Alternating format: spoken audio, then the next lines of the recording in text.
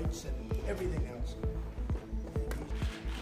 Well, thank you very much, everybody. We have a extremely respected man in the Oval Office today, and a friend of mine for a long time, a very good friend of mine. And I'm very proud of the job he's done. What he's done is incredible in terms of human rights and everything else. We're going to have a deal. They're going to purchase F-35s. They're buying them. And I want to thank you because you've agreed to invest $600 billion into the United States. And because he's my friend, he might make it $1 trillion, but I'm going to have to work on him. But it's 600. We can count on 600 billion, but that number could go up a little bit higher. Yes, sir. I don't know. We'll see. But we appreciate it very much. So Saudi is going to be investing at least $600 billion, and that means investments in plants, in companies, money on Wall Street, and what it really means for everybody that really counts is jobs, a lot of jobs.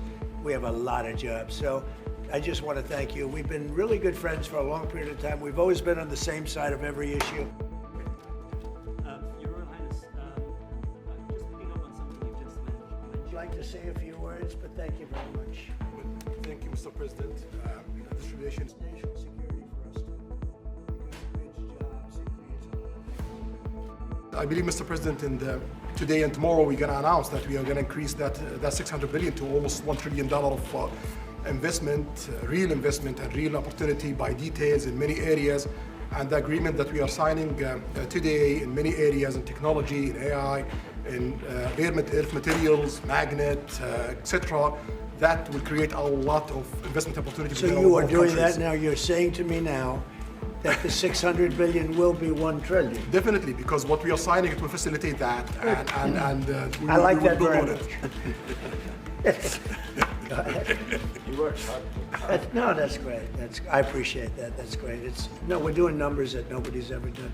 And in all fairness, if you didn't see potential in the U.S., you wouldn't be doing that. Definitely. You don't want to lose money. As you said, Mr. President, it's the most hottest country in the planet. Relationship is. Yeah, at the level of economic politics and the leadership, please. I want to just tell you what an honor it is to be your friend. And I very much appreciate the investment of now $1 trillion, okay? I'm glad you got that out. I didn't want to be the one to tell them, but that's great news. You keep increasing, Mr. President. But it is an impact on housing. Mr. President, have you approved the export licenses for advanced chips to Saudi Arabia? The export licenses? We are working on that. We're negotiating that right now. Marco, do you want to talk about that, or Scott? Yeah, well, I mean, that's part of what we may have announcements on that later today. But that's what we've been working on is the mechanics by which something like that can be achieved. And it's part of the broader process, part of this broader engagement and cooperation between our two countries. Certain levels of chips. Yeah.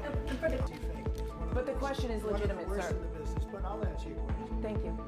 I have nothing to do. We are not creating a fake opportunities to, please America, please President Trump. It's real opportunities.